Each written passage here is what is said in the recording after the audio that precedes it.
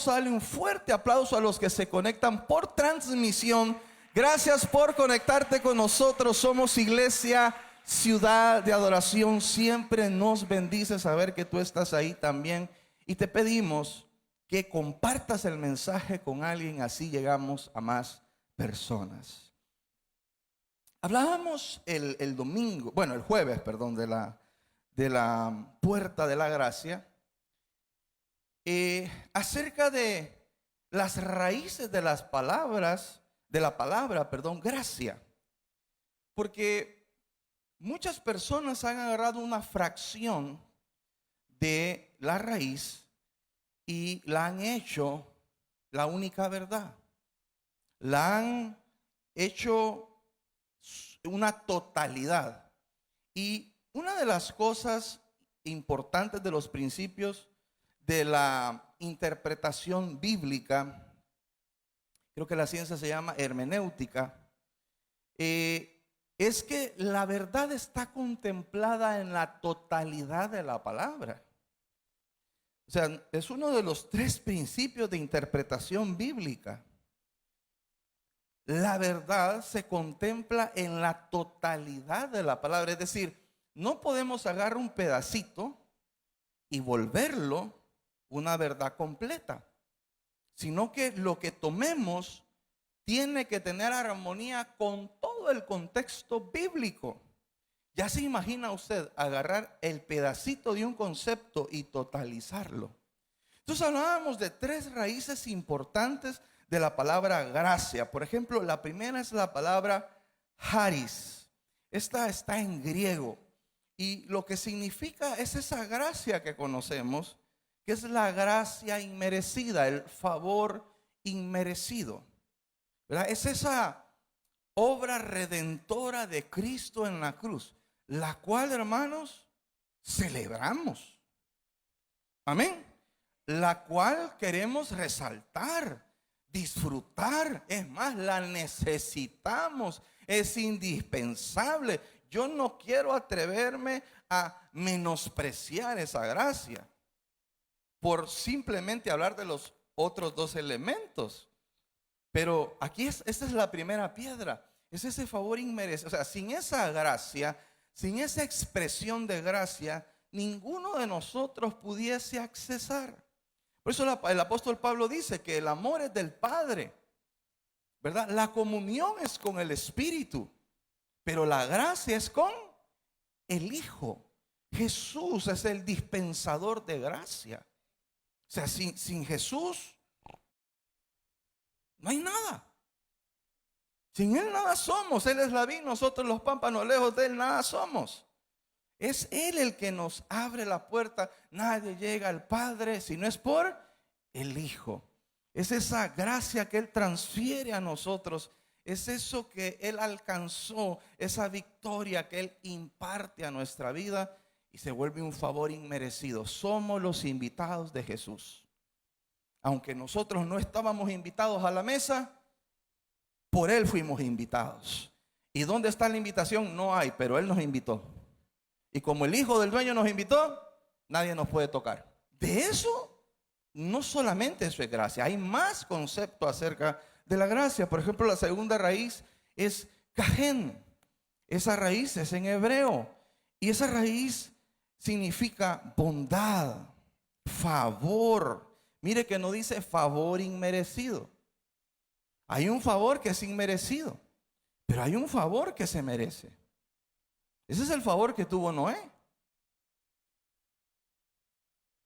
Eres mi amigo. Ese es el favor que tuvo David. Eres un hombre conforme a mi corazón. ¿Qué más significa kajen? Significa agradecimiento, agradable, bello, precioso. Es como kajen ya no es ese favor inmerecido. Kajen es ser precioso para Dios. Es ser un hijo de complacencia. Es ser una persona agradecida con Dios y por lo tanto uno lo agrada. Entonces, esa es prácticamente la gracia que muchos quieren abolir. No sé por qué, tal vez por pereza espiritual o mediocridad espiritual.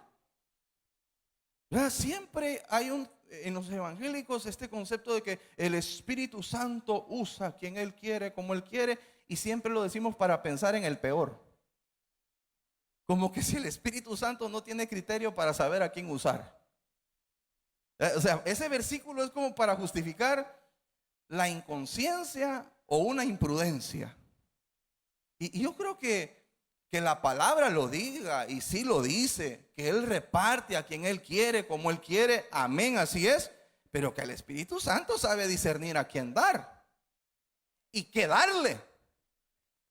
Yo creo que todos los atributos, o sea, los atributos del Espíritu Santo no dice loco, insensato, imprudente, no. Él todo lo sabe, Él todo lo puede, Él discierne hasta lo más profundo del corazón de los hombres, Él revela las cosas, o sea, sus atributos son de alguien que va a hacer un buen análisis a quién va a dispensar un don o una gracia. No es como que Dios dice, tengo esta misión, voy a hacer un arca y voy a agarrar al más irresponsable, al más impuntual, al olvidado, al negligente. Dios venía un diluvio, iba a hacer un arca y usó a alguien diligente, responsable y sobre todo justo. Que esa palabra justo en el original significa preciso, alguien correcto, alguien asertivo. Pero es como un consuelo evangélico, ¿verdad?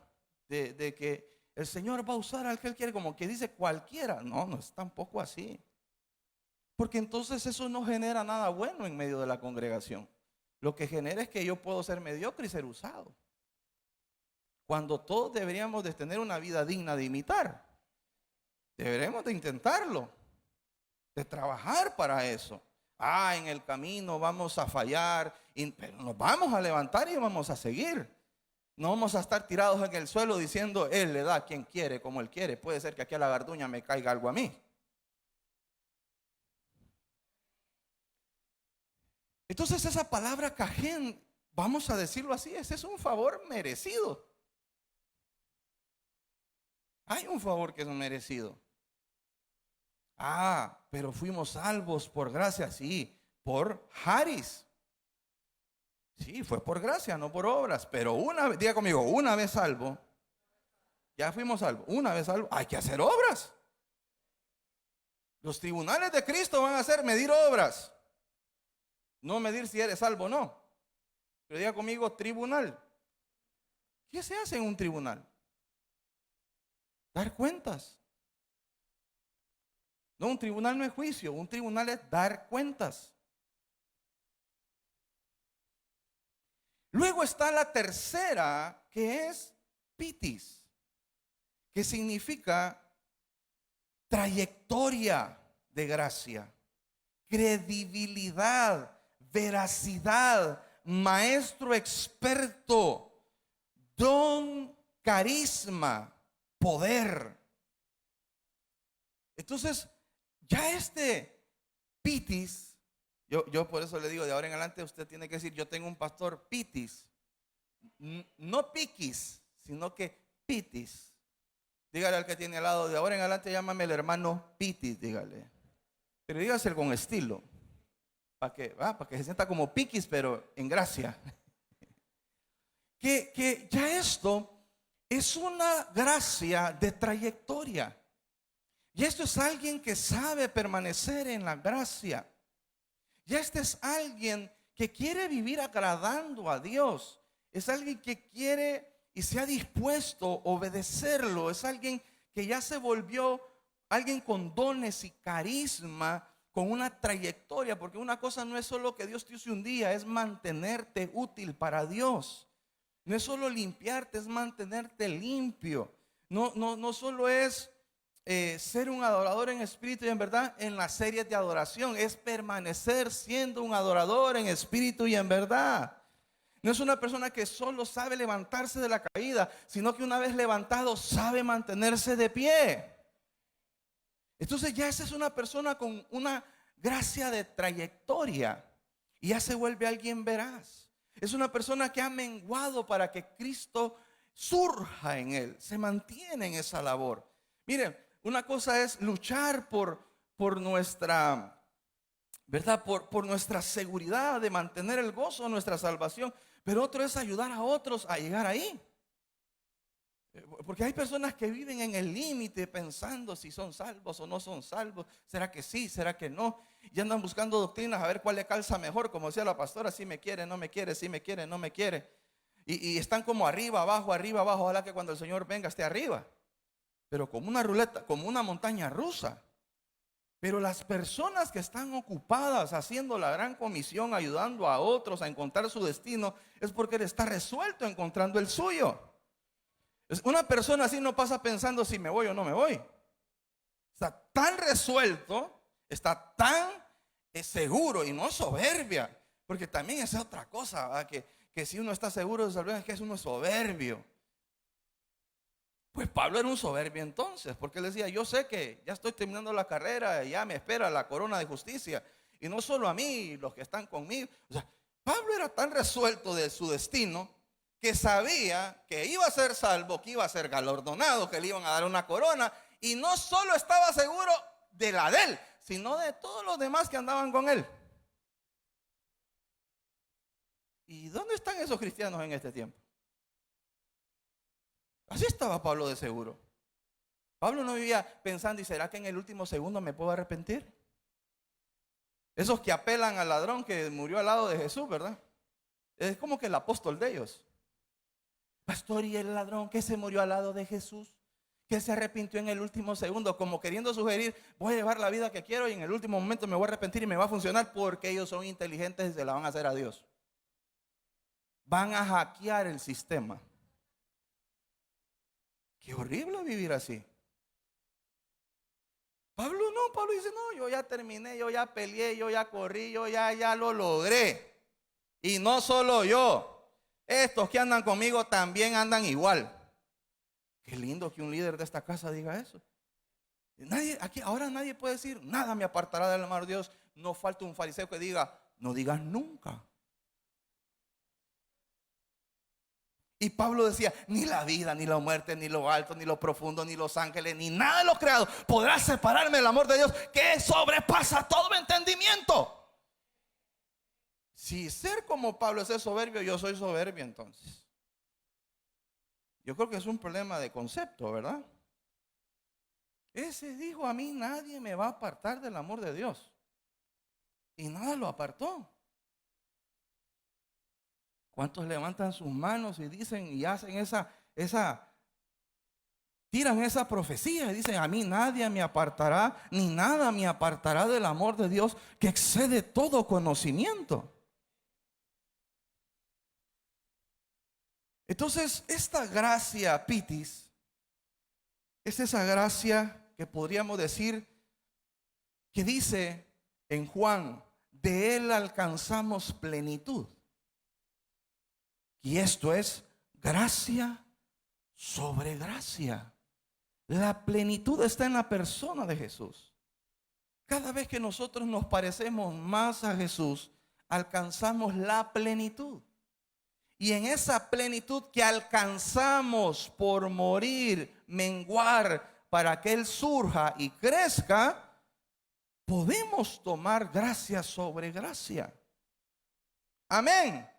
Una cosa es recibir esa gracia inmerecida que nos da acceso delante del Padre, pero otra cosa es que el Padre se agrade de nosotros como se agrada de Jesús.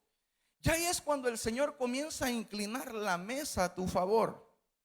Ya es cuando el Señor te ve precioso, cuando el Señor abre el cielo y dice, este es mi hijo. Es cuando el Señor viene y te pone la túnica de colores, porque Él quiere que la gracia que te ha dado se manifieste, que no sea gris, que no sea algo desapercibido, sino que sea algo que se note.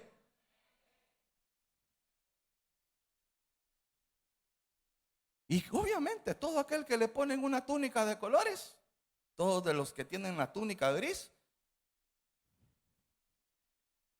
se recuerdan de su fracaso. Ahora ese fue el problema de José, ¿verdad? Que él andaba la túnica de colores y decía, hey, ay, se me ensució, decía. Así decía José, ¿ve? Ay, se me ensució. Hoy soñé que habían tantas estrellas, pero la más grande era yo. Ay, perdón, miren la de colores. José era de los que, cuidado los aplastos si se sienten cucaracha. O sea, por eso es que lo vendieron, va.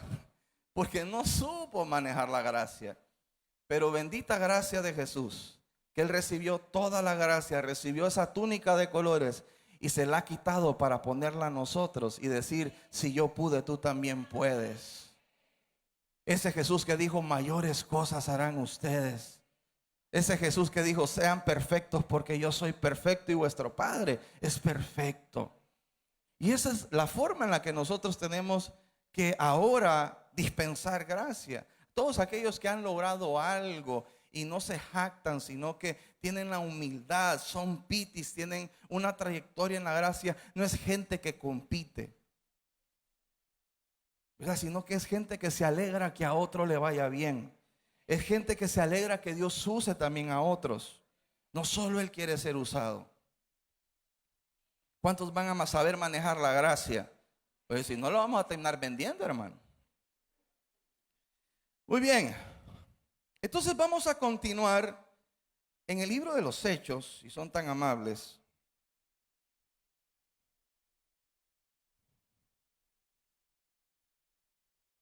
Capítulo 15.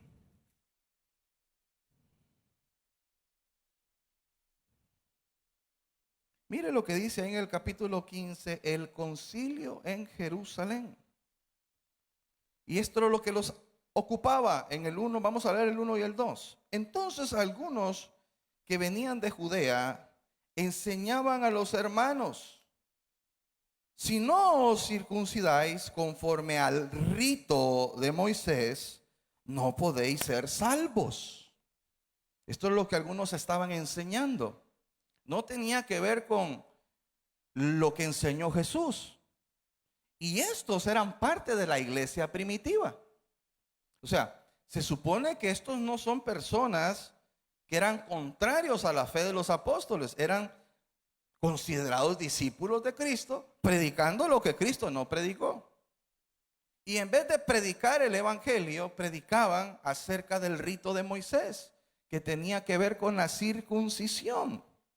En el 2, como Pablo y Bernabé tuviesen una discusión, y dice, y contienda no pequeña con ellos, si se entiende, ¿va? Que fue una buena discusión. Parece que Jafet andaba ahí. Se dispuso que subiesen a Pablo y Bernabé a Jerusalén, y algunos otros de ellos a los apóstoles ancianos, para tratar esta cuestión.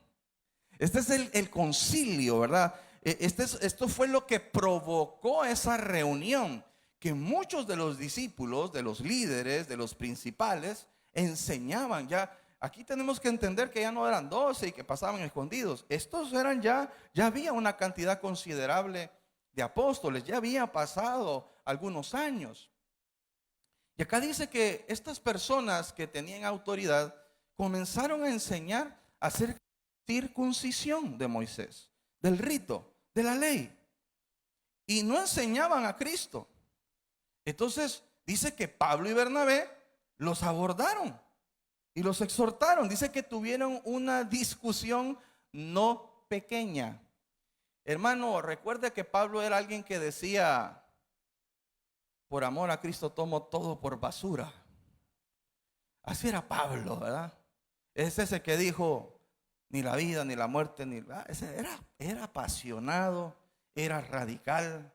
Es ese Pablo que dijo, si se trata de jactarse, yo me puedo jactar. Fariseo de fariseos, también ciudadano romano, enseñado por Gamaliel. O sea, Pablo, una persona con un temple bastante fuerte, perseguía a los cristianos cuando era Saulo y los mataba.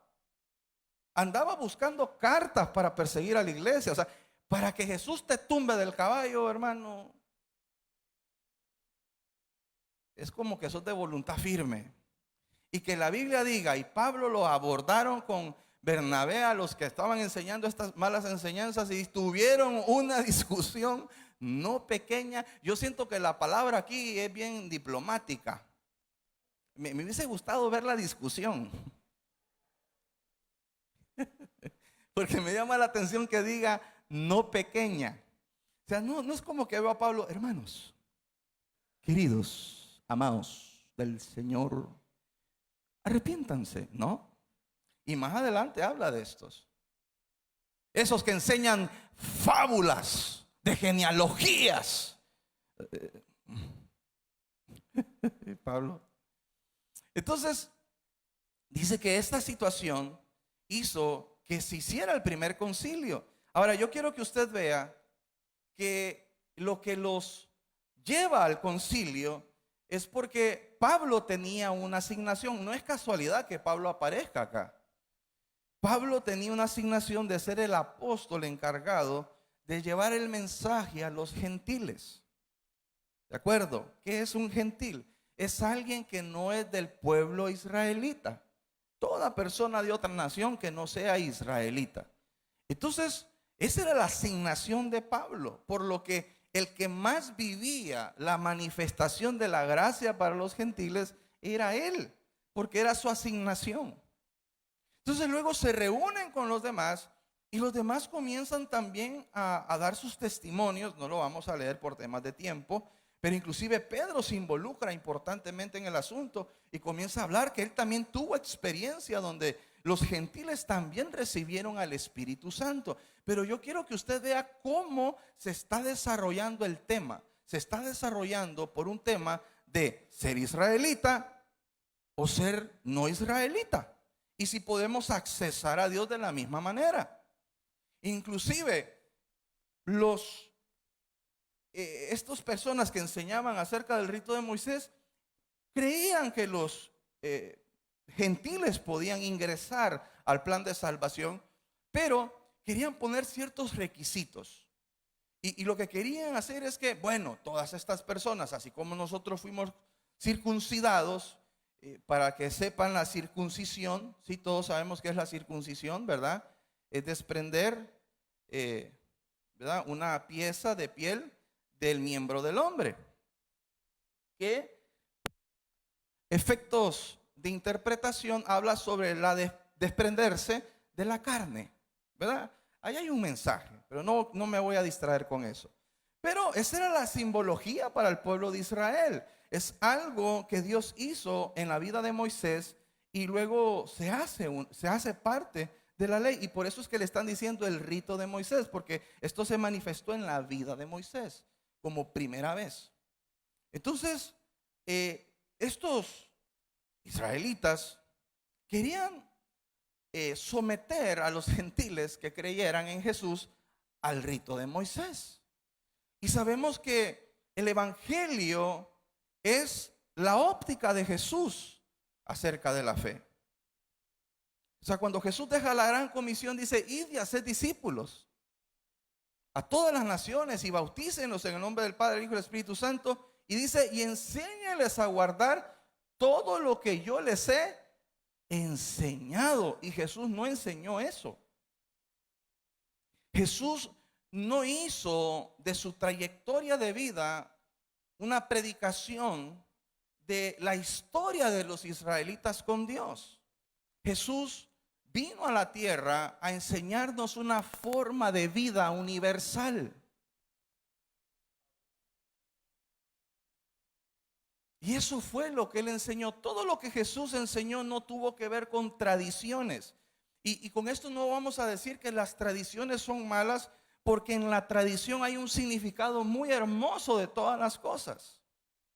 Pero el problema es que él no quiso traer la tradición a la conducta del ser humano, sino que lo que él dijo es: la ley se resume en amar a Dios sobre todas las cosas y a tu prójimo como a ti mismo. Y después le añadió algo y dijo: como yo lo amé. Y si usted cruza toda la ley de Dios, que tiene que ver con las normas conductuales, no con las tradicionales, usted ve que se cumple. Para amar al prójimo hay que cumplir la ley. Estoy hablando de la parte de las relaciones y de la parte conductual.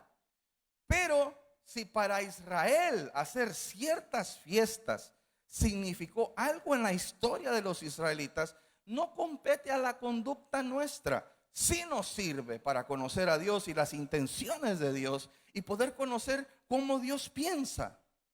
Pero no se puede volver un requisito. Entonces, en este caso, muchos de los que pedían, y aquí se siente el problema del corazón de los israelitas, de los judíos. De toda la ley escogieron lo que duele. Porque a todos ellos los circuncidaron pequeños. Y ellos querían que toda la gente que creyese en Jesús los circuncidaran ya grandes. Y era una forma como de desquite. No, si a nosotros nos circuncidaron, a ustedes también. Así que flojitos y cooperando. Era como traer una carga de dolor, porque ellos venían de ese sistema del dolor. Y no concebían cómo personas sin pasar un proceso de dolor pudiesen recibir la gracia, porque ellos se la querían merecer. Y Haris es gracia inmerecida. ¿Se entiende? Pero acá no tiene que ver con estimular el libertinaje. De ninguna manera acá está hablándose de que ahora en adelante vivan como quieran, porque esa es la gracia de Dios. No, el desarrollo del tema, vamos a saltar, mire lo que dice en el 5. Dice, pero algunos de la secta de los fariseos, que son estos, ¿verdad?, que habían creído, se levantaron diciendo, es necesario circuncidarlos y mandarles a que guarden la ley de Moisés. O sea, esta gente eran fariseos que se habían convertido a cristianos, pero habían cambiado de reino, pero no de sistema. Vean, los fariseos eran los encargados de la interpretación de la ley y enseñar la ley. Bueno, ellos aceptaron el mensaje de Cristo, pero todavía, acuérdense que tenían más tiempo de fariseos que de cristianos. Tenían las costumbres y querían volver el cristianismo el mismo sistema religioso de los fariseos. Y aquí es donde Pablo dijo, esto no puede ser. Estos manes crucificaron a Dios. Si seguimos así, van a crucificar al Espíritu Santo. ¿Verdad? Porque eso era la manera de ellos, repetir de una manera religiosa. Entonces querían que los gentiles también pasaran por este dolor. Miren lo que enseña del 6 al 11. Porque aquí habla Pedro, dice, y se reunieron los apóstoles y los ancianos para conocer de este asunto. Y después de mucha discusión, ¿cuánta? Mucha discusión. Pedro se levantó y les dijo, varones hermanos, vosotros sabéis cómo ya hace algún tiempo que Dios escogió que los gentiles oyesen por mi boca la palabra del evangelio. ¿La palabra de qué? Evangelio. No de las costumbres judías, no de la ley de Moisés, sino de la buena nueva, de la vida de Jesús. Y creyesen. Y dijo que conoce los corazones y les dio testimonio dándoles el Espíritu Santo, lo mismo que a nosotros. Y ninguna diferencia hizo entre nosotros y ellos, purificando por la fe sus corazones. Ahora pues, ¿por qué tentáis a Dios poniendo sobre la cerviz de los discípulos un yugo que ni nuestros padres ni nosotros hemos podido llevar?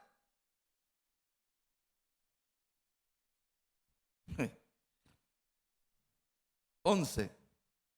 Antes creemos que por la gracia, por el charis, por el favor inmerecido del Señor Jesús, seremos salvos de igual modo que ellos.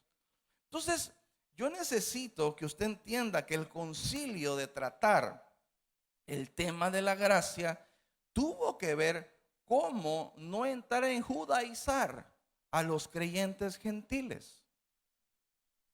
De ninguna manera están hablando de invitarnos a vivir una vida sin consecuencias.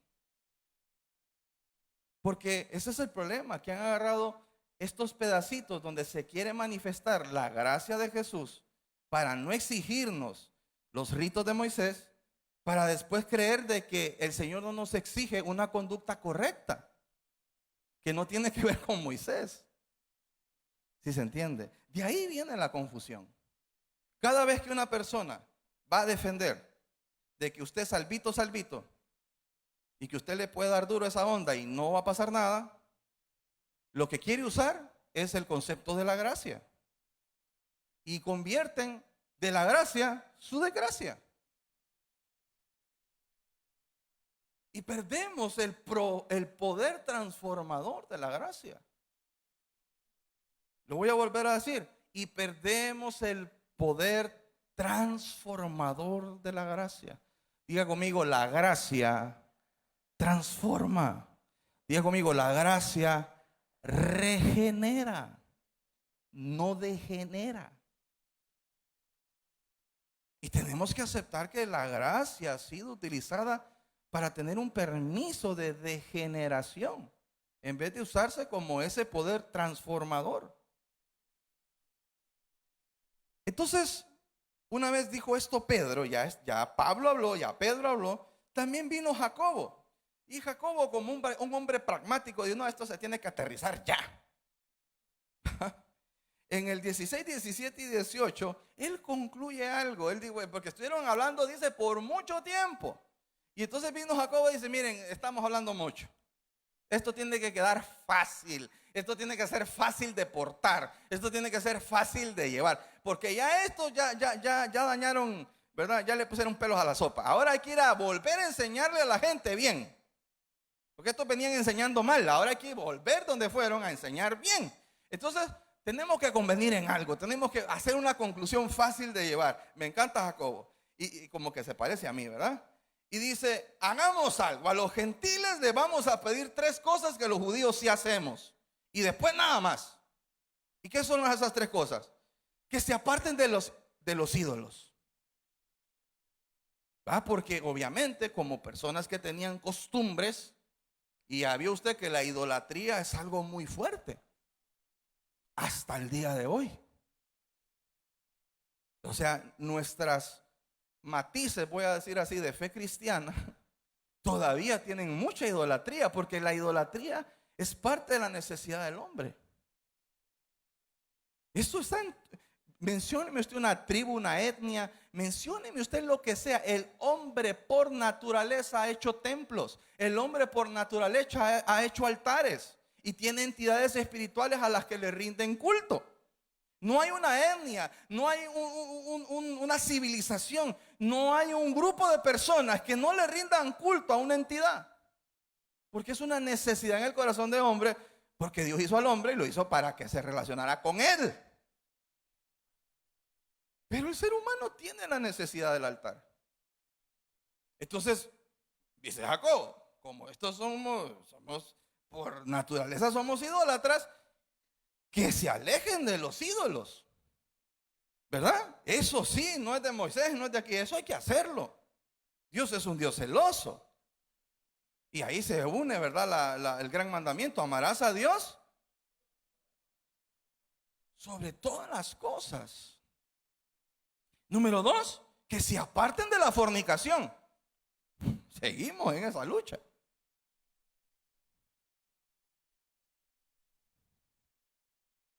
Que ya es verdad que se pongan en orden. 0 fornicación. Antes del matrimonio, en el matrimonio con otras personas que no sean tu esposa.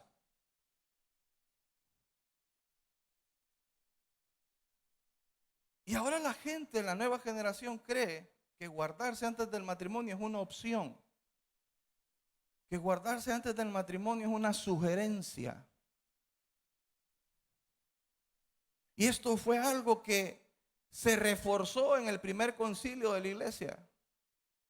Joven que te has guardado,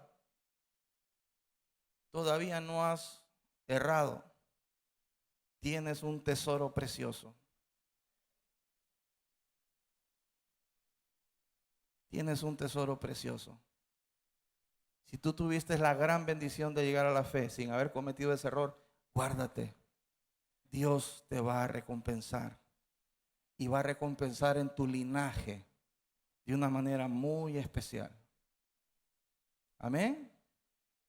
Y número 3, que ya no sigan en el tema de ahogado y sangre, y eso tiene que ver con un tipo de alimentación.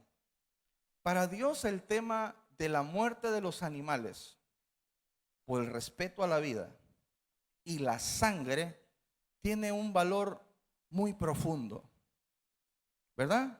Pero en términos prácticos, era el tipo de muerte que había tenido un animal para poder consumirse, que bueno, eso es algo que en la actualidad, científicamente, los animales tienen que tener un tipo de muerte que no llene de cortisol el cuerpo, que no llene, ¿verdad?, de ciertos químicos el cuerpo por su muerte, por su sufrimiento antes de la muerte.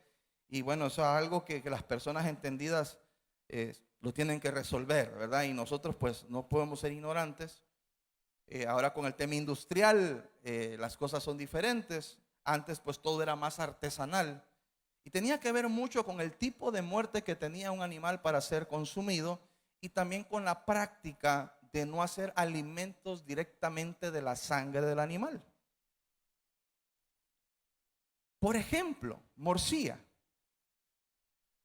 Porque Dios respeta la sangre y respeta la vida. De hecho, la Biblia nos enseña que mientras el cordero que se sacrificaba en el templo, que se sacrificaba de una manera especial, con ciertas instrucciones específicas, dice, lo que se entendía era que mientras el cordero no fallecía, él no tomaba la ofrenda por el respeto a la vida. Y ahí hay un tema diferente y profundo, pero esto es lo que ellos deciden. O sea, estas son las tres cosas que vamos a decir así, de toda la ley judía que tenía que ver con tradiciones y protocolos, se les pide a los gentiles. Después solo se les pide todo lo conductual, que se resume en amar a Dios sobre todas las cosas y a tu prójimo como a ti mismo. Y ahí se cumplía la ley para los gentiles, ¿verdad? Entonces, miren que estamos viendo inclusive no la estimulación de no un cumplimiento, sino una manera de poder honrar la ley de Dios. Porque aquí quiero decir algo. A los evangélicos como que la ley es sinónimo de algo malo. La ley es buena. La ley es el manual de Dios para la vida del hombre. Ninguna regla de la ley beneficia a Dios. Todas las reglas benefician al hombre. Y alguien dirá, no, pero imagínese, pastor, amar a Dios sobre todas las cosas beneficia a Dios. No, porque si usted no ama a Dios, Dios sigue siendo Dios. Si usted ama a Dios, usted va a tener el favor de Dios. O sea, Dios no nos necesita a nosotros, nosotros necesitamos a Dios. Dios no necesita agradarnos a nosotros, nosotros necesitamos agradarlo a Él. Ninguna norma, ninguna ley de los 613 preceptos de la ley beneficia a Dios. Todos los 613 preceptos benefician al hombre. Amén. ¿Qué pasa con la ley? No es compatible para nosotros. No es un camino para nosotros. Es un camino, pero para nosotros no. Es como que es un camino para un carro 4x4 y nosotros somos carro sencillo. Llegamos con la ayuda de Jesús, con la grúa del Señor. ¿Verdad? Y por eso es, pero no es que la ley sea mala, la ley es buena. Entonces, en pocas palabras, esa fue la conclusión. Pero usted tiene que ver que todo el tema, que se habló mucho del tema, era hablar cómo la gracia se manifestaba en la salvación de los gentiles y que se le iba a de alguna manera pedir y exigir a los gentiles que cumpliesen. No tiene que ver nada con vivir una vida de libertinaje. No tiene que ver con dele viaje, hermano, no importa.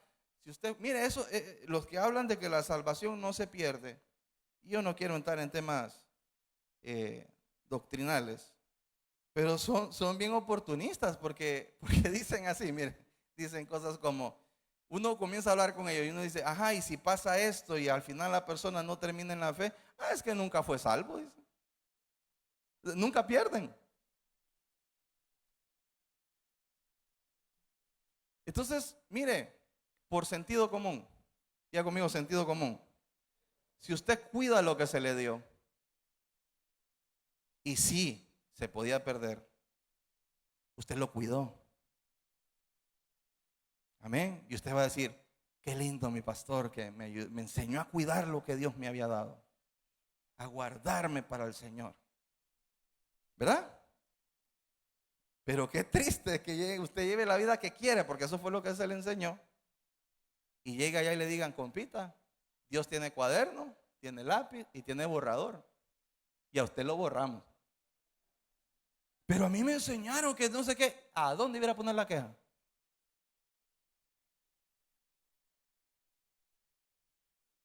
Imagínense usted que digamos que usted llega allá, ¿verdad? Y usted ve escrito su nombre y ve escrito el nombre de una persona que usted sabe que terminó mal. Ey, ¿y esa persona por qué va a pasar? ¿Verdad? Como buen hondureño. No, es que la verdad que una vez salvo usted podía hacer lo que quisiera. Usted no se puede sentir como un perdedor, porque dijo, un día va a tener cara a cara al Señor y mínimo le va a decir buen siervo y fiel. Buen siervo y fiel. Eso no es gracia inmerecida. Eso es meritorio. Te van a decir bueno y fiel si fuiste bueno y fiel.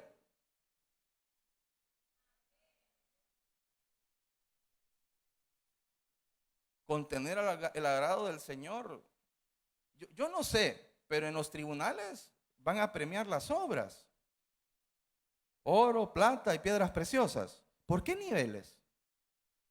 ¿Para qué premios? Si todos somos iguales. Es que hay cristianos como que son medio socialistas, ¿va? Todos iguales. Porque como todos iguales, no importa ser bueno o ser malo, todos somos iguales. No, el reino de los cielos no es así. De hecho es un reino. No es la República Social del Cielo. Es un reino donde hay un rey. Hay jerarquía. La autoridad es vertical. Hay un trono. Hay uno que manda y premia. Y no a todos igual. Un Dios que pide cuentas y al que lo hizo bien lo premia dándole el doble. Y al que lo hizo mal le quita lo poco que tenía y se lo dio al que hizo más. No sé. No veo a Dios diciendo no, todos por igual. A ver, usted 10, usted 4, 14 y uno 15. Vamos a repartir en formas iguales. Voy a quitar uno para que sea número par y que todos queden igual. No, no veo al Señor así. Al que lo hizo bien lo premio, al que lo hizo mal le doy duro. Ahí ve usted si quiere que lo premien o que le den duro.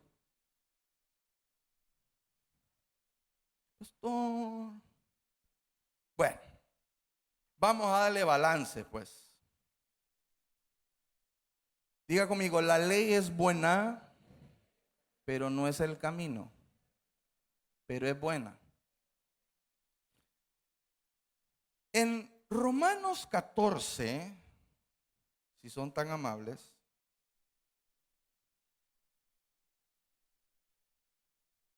habla. Entonces este tema fue evolucionando.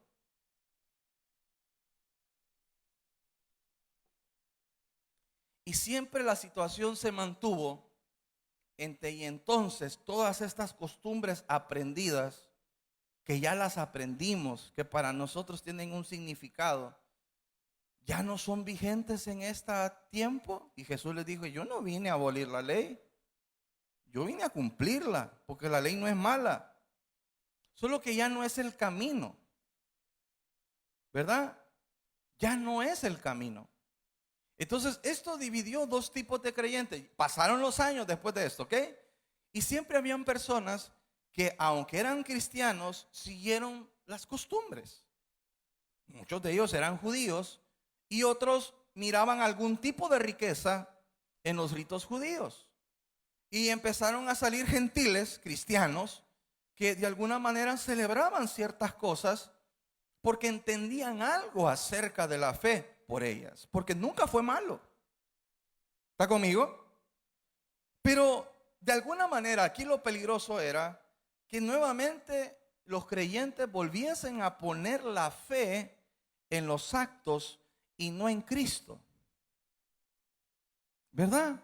Entonces Pablo, que era el que más tenía esta situación en su oficina, tenía que lidiar con el asunto de ya no los judíos, ¿verdad? Y fariseos, sino que los cristianos gentiles aparecían, por ejemplo, guardando el sábado, ¿verdad?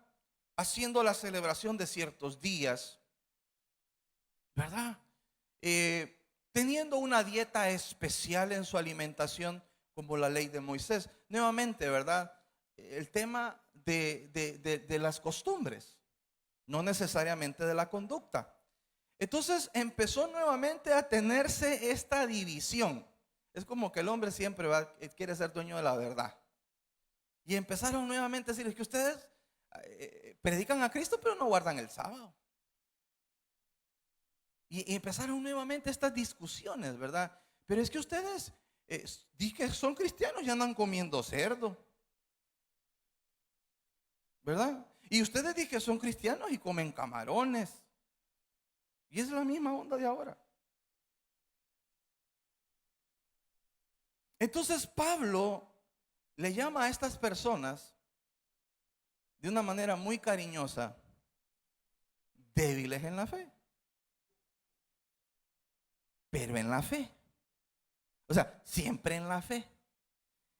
Y mire cómo se llama el título de Romanos 14, ¿cómo se llama?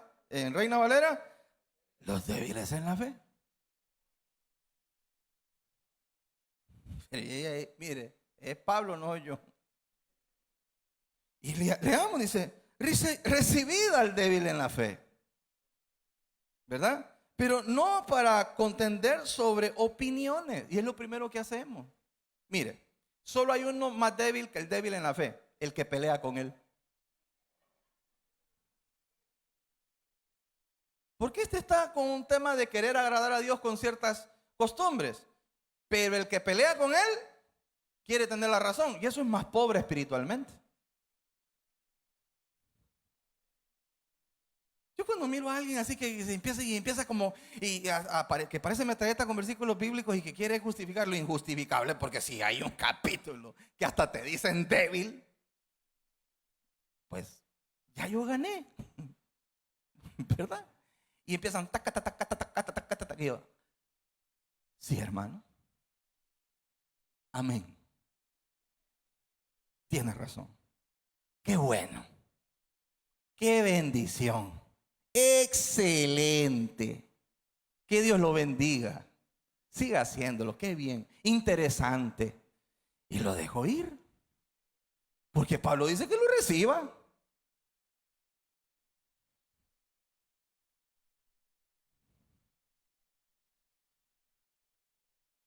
Pero que no me ponga a pelear opiniones. Jesús lo decía de otra manera. Uno no pelea con necios. Dice, recibid al débil en la fe, pero no para contender sobre opiniones, porque uno cree que se ha de comer de todo. Amén, aleluya. Soy fuerte en la fe. Que es débil, ¿verdad? Come legumbres. El que come no menosprecia al que come.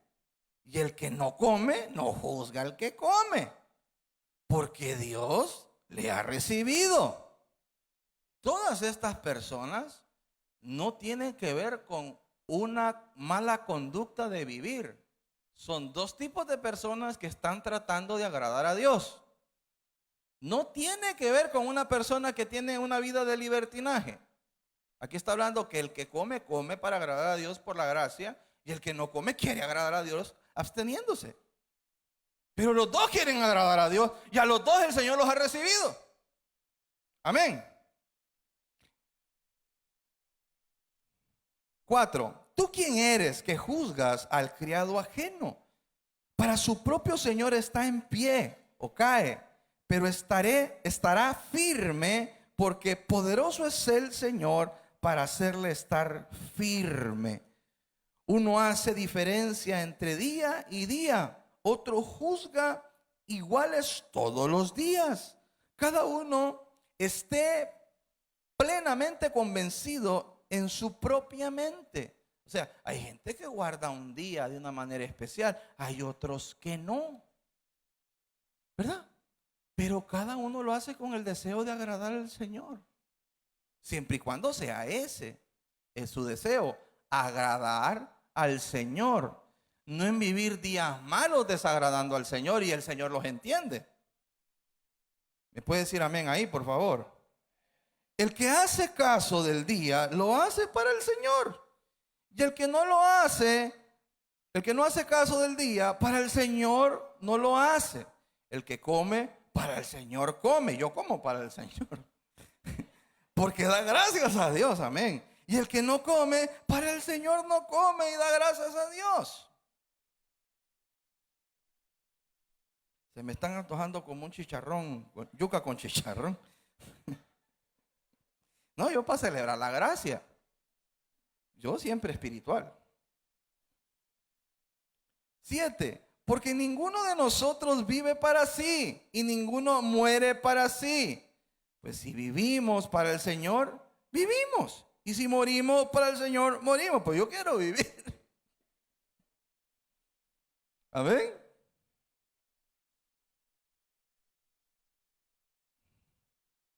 Así pues sea que vivamos o que muramos del Señor somos. Diga conmigo, somos del Señor. Porque Cristo para esto murió y resucitó. Y volvió a vivir para ser Señor así de los muertos como de los que viven. Pero tú, ¿por qué juzgas a tu hermano? O tú también, ¿por qué menosprecias a tu hermano? Porque todos compareceremos ante el tribunal de Cristo. Mire qué fácil. Que unos se tapan la cabeza, otros no se tapan la cabeza, y los que no se la tapan critican a los que se la tapan. Y hermano, el que se la tapa, déjelo que se la tape, que para el Señor se despeina. Y los que andamos bien peinaditos, para el Señor nos peinamos. ¿Verdad? Hay unas hermanas ahí que se maquillan, que se ponen así, ¿verdad? Bien maquilladitas. Para el Señor se maquillan. Y hay unas hermanas ahí, ¿verdad? Así, que para el Señor se ponen así. Entonces, miren lo que dice el libro de Tito. Para que no se durmiera. Algunos fariseos estaban dormidos ya.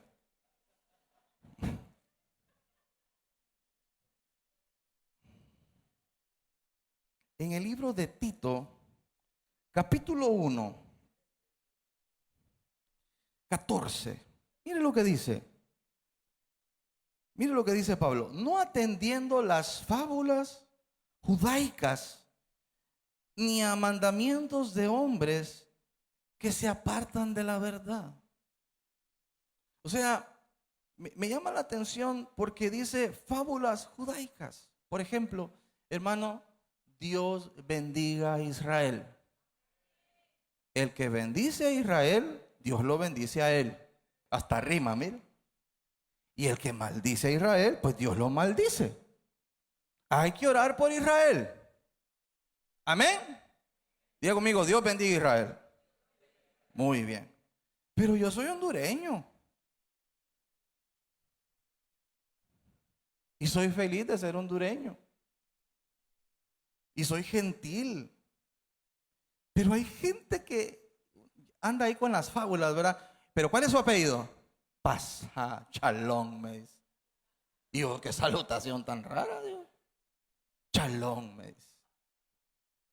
¿Y qué me dice? Y su siguiente apellido, Rivera, me dice. Usted es judío, me dice. Le digo, ¿de verdad? Sí. Sefardita, me dice. Y en vez de decirme qué bendición que sirve al Señor y toda la cosa, no, me quiere hacer judío a la fuerza.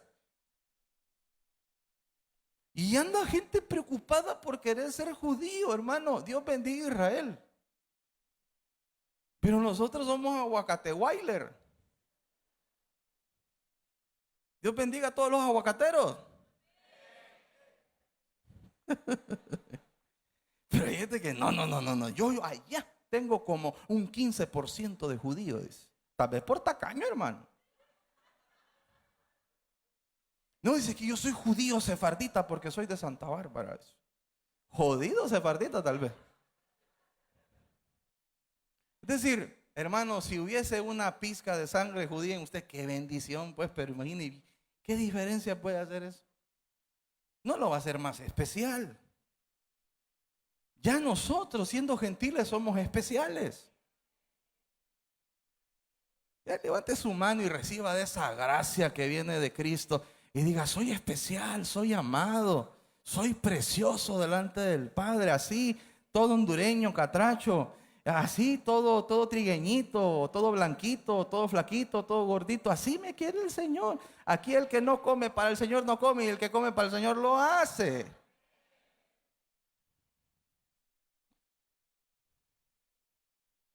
Amén. Me encanta cómo Pablo resuelve esto.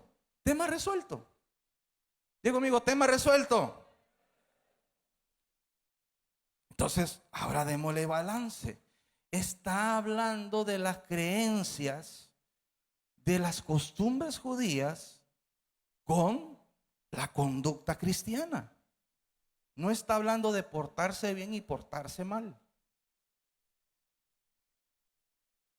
¿Sí? Romanos 6, 18 para darle balance. Romanos, y dicho por el mismo Pablo, Romanos 6, 18.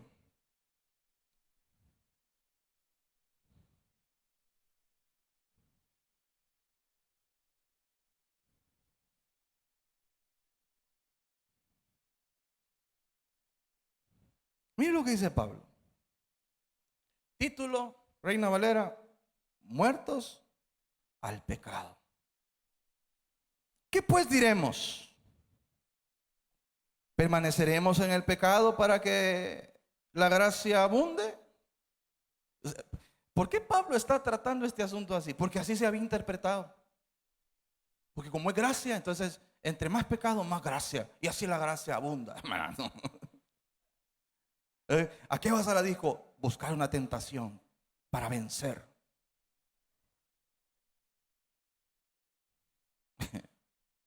Haciendo testimonio. Como que si no vas a tener una consecuencia. Hermano, le voy a decir esto. A Dios no se le va una. Se lo digo. Ni la mitad de una. La que usted haga la va a pagar, hermano. Pero estoy en la gracia, pastor. Hermano, con todo y gracia te va a dar. ¿Te va a perdonar si te arrepientes? Sí, amén. Pero la consecuencia no te la quita por más que te ame. Puede llorar al lado tuyo. Pero que te suena, te suena. La gente le duele que la gente se dé cuenta que falló. Hay gente que hace como que todo está bien mientras nadie se da cuenta. Oran, tiemblan, hablan en lenguas, están en pecado. Pero hasta el día de la vergüenza, ahí se desaniman. Como que si su castigo es la vergüenza que tienen porque se dieron cuenta que falló. Y hermano, ese no es tu castigo. Es más, Dios dice, si Él te va a perdonar, y ustedes, los que no perdonan a los que fallan, hermano, Dios ya los perdonó. Y el único perdón que importa es el de Dios. ¿Verdad? Pero de que la paga, hermano. La gente a veces entra, ¿verdad? Y me dice, por ejemplo, con los ministros de alabanza, es que ya vio lo que hizo fulanito, como que si el ministro de alabanza tiene más peso que toda la demás iglesia. O sea, el ministro de alabanza no se puede sentir especial a pesar de ser talentoso, pero al momento de fallar sí tiene que sentirse más demandado porque es ministro de alabanza. Yo les enseño esto. Todos ustedes son uno más.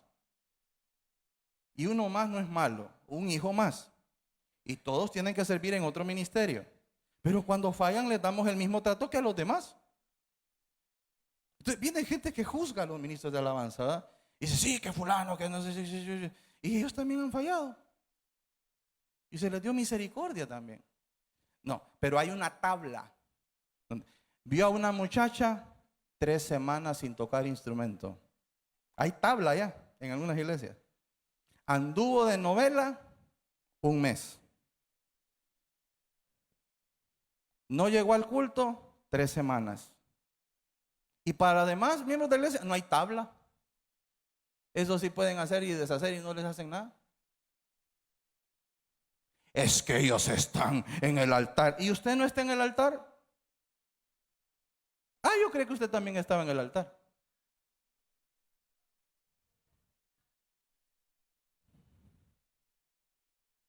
Hay otra tabla para los líderes. Como que a los líderes se les quiere poner un peso adicional. Son hijos también. Entonces la gente quiere ver sangrar al que se equivoca. Yo no digo que no tienen que haber consecuencias y un proceso de acuerdo a tu situación, claro que sí, pero nadie se arrepiente por dejar tocar un instrumento 3 semanas. Eso no es como que uno deja de tocar el bajo y comienza a decir, siento que estoy cambiando. Todo era el bajo, eran las frecuencias.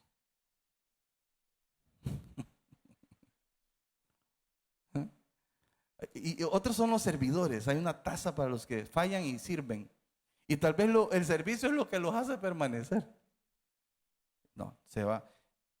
De castigo no va a estar sirviendo 3 meses. Como ya no entrega sobres, empieza a arrepentirse.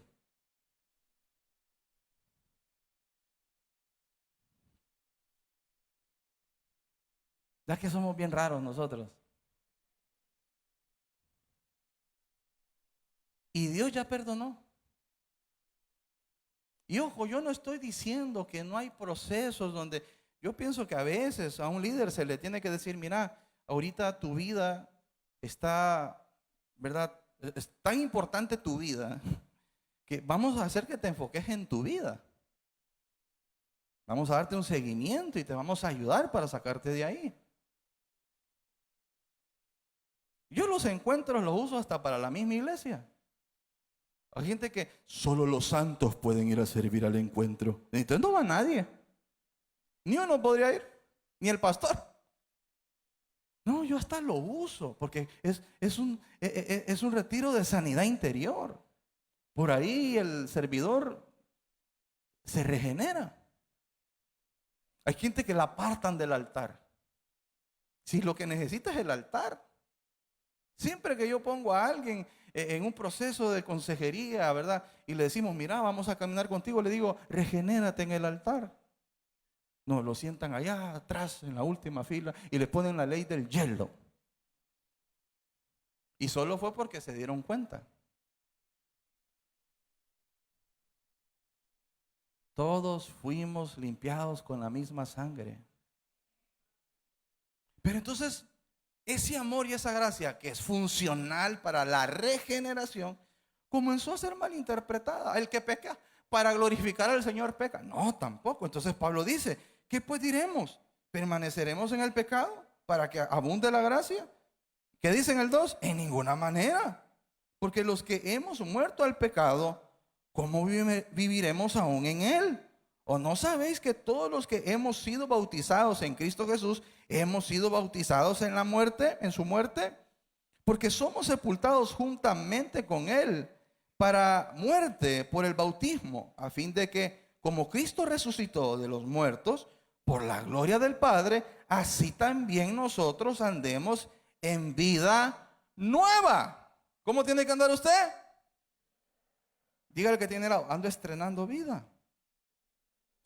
Porque si fuimos plantados juntamente con él en la semejanza de su muerte, así también lo seremos en la de su resurrección. Sabiendo esto, que nuestro viejo hombre fue crucificado juntamente con él para que el cuerpo de pecado sea destruido, a fin de que no sirvamos más al pecado. Levante sus manos y diga, ya no voy a servir al pecado.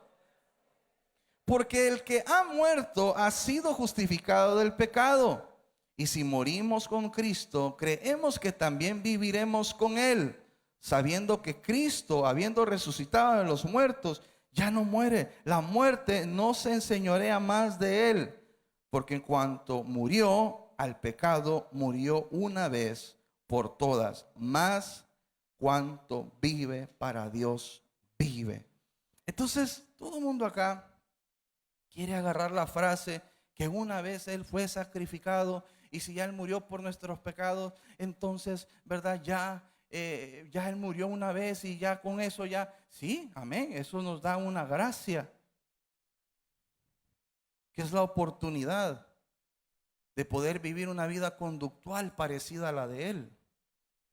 Y aunque pareciese que es lo mismo, no es lo mismo, y viene de la intención del corazón, de aquel que quiere usar la gracia para quedar tirado en el piso, aquel que usa la gracia para levantarse del piso. La gracia no es una almohada para estar acostado. La gracia mal utilizada es la justificación y la licencia para tener una vida sin testimonio. Eso es lo que muchos hacen. Y la gracia es la oportunidad que yo tengo para intentarlo de nuevo.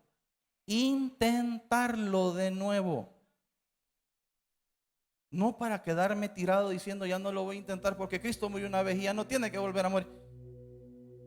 Entonces estás sobreabundando en pecado. Y Pablo dijo, de ninguna manera.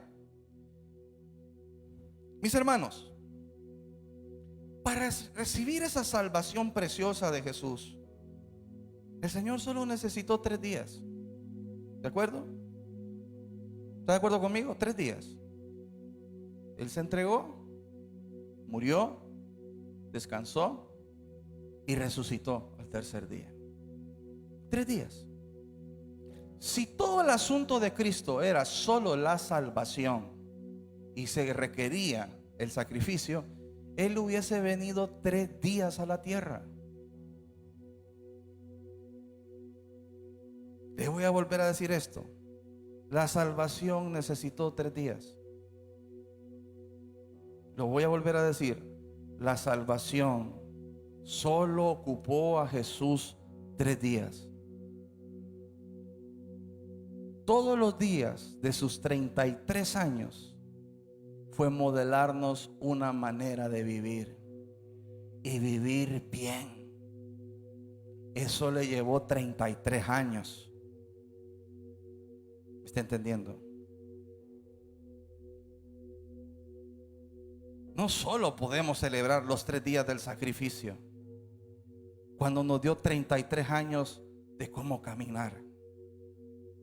Por eso la misma gran comisión es id y predicad y haced discípulos y bautícenlos en el nombre del Padre, el Hijo y el Espíritu Santo. Qué bonito. Ahí honramos los 3 días de sacrificio. Pero después dice, y enséñenle a guardar todas. ¿Cuántas? Todas las cosas que yo os he enseñado. Son los demás días de los 33 años. Hermano, evangelizar es loable, pero no es lo más difícil. San Pedro tiene 100 años de evangelio. Y es una de las ciudades más peligrosas del mundo. Perdón por lo que voy a decir. Significa que evangelizar no ha cambiado. Porque si somos una sociedad donde el 90% es cristiana, entonces deberían de ser muy poquitos los malos.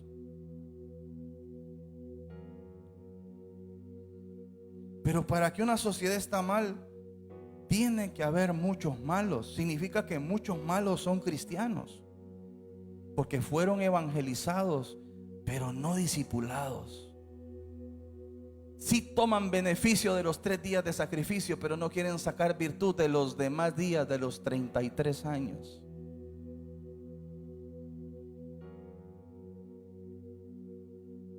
No es que el evangelio no funcione,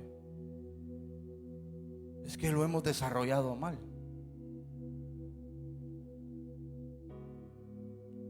Es fácil. Jesús dijo, mis discípulos hacen lo que yo hago. Y si no hace lo que él hace, no es discípulo, aunque vaya a la iglesia, aunque abra la Biblia en la sala de la casa con el Salmo 91 abierto.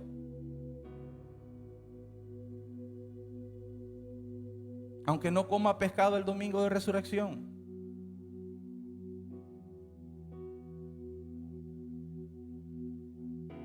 La gracia tiene un poder transformador. Yo sé que voy a cometer, no sé si, espero que con oídos circuncidados usted me lo escuche. ¿Cuántos jugaron consola ya por los 80s, 90s? Levante la mano, no me deje solo. ¿Cuántos se acuerdan de un juego que se llamaba Contra? Sí, Contra. Pues Contra era difícil, ¿verdad? Porque era un juego de aventura donde solo te tocaban 2 veces y perdías la partida y te mandaban de cero nuevamente. Pero había un truco que yo le llamo el truco de la gracia, que se llamaban las 31 vidas. ¿Cuántos se acuerdan de eso? No era bueno para jugar Contra. Entonces se hacía un truco de una configuración y te regalaban 31 vidas. Ya con las 31 vidas podías pasar toda la partida, todos los mundos. Pero es más, si ya se te iban acabando las 31 vidas, usted volvía a hacer el truco y tenía otra vez las 31 vidas. O sea que eran vidas infinitas. Ya el que no pasaba así, ¿verdad? Porque era muy malo. También pasaba en Mario Bros. ¿Cuántos se acuerdan de las 100 vidas de Mario Bros? ¿Sí? Eran igual, ¿verdad? Un juego de aventura que si te tocaban te morías. Y entonces si usted hacía las 100 vidas, pues tenía. Entonces eso es la gracia. La vida sin la gracia es como solo esas oportunidades, y si te tocan, fallaste y erraste. Pero esas 100 vidas o las 31 vidas de Contra son la gracia. Es la oportunidad para volverlo a intentar hasta que lo logre. Diga conmigo, hasta que lo logre. Diga conmigo, hasta que lo logre. No quedarme tirado en el intento. Si nosotros no hacemos un buen uso de la gracia, le quitamos su poder transformador.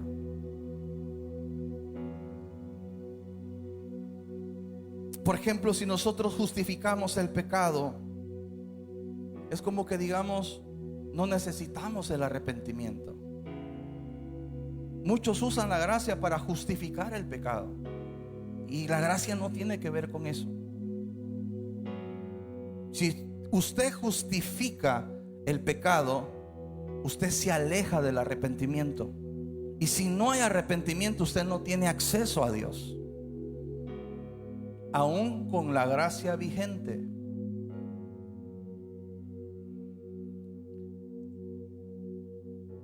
Cuando nosotros reducimos al mínimo la gracia, es ignorar y creer que la gracia es un beneficio sencillo.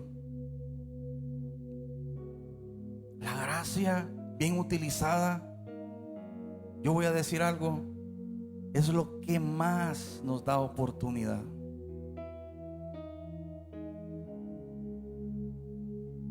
Nada nos acerca más a la victoria que el buen uso de la gracia, porque es tener todas las oportunidades, siempre y cuando mi fin sea lograrlo. Y número 3, la negación de la responsabilidad. Cuando la gracia funciona para eliminar la necesidad de tomar decisiones y ser responsable. La gracia no elimina la necesidad de tomar decisiones. La gracia nos hace tomar decisiones. Amén. Así que hagamos uso de ese poder transformador que es la gracia. Levanta tus manos y dile: Señor, de ahora en adelante usaré la gracia para lo que me lo diste. Es esa oportunidad de intentarlo. Es esa oportunidad de cada día menguar para que Cristo surja. Señor, no voy a hacer de la gracia la expresión mínima. No voy a hacer de la gracia algo común. Voy a tomar de la plenitud de Cristo para poder ver en mi vida gracia sobre gracia.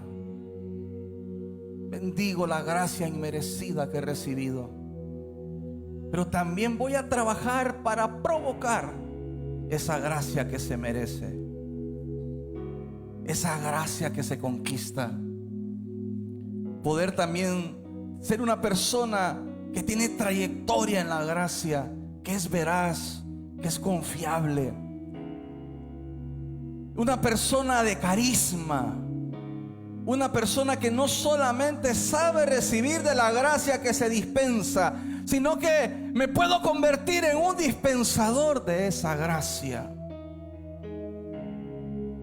Gloria a Dios. Espíritu Santo, Espíritu Santo.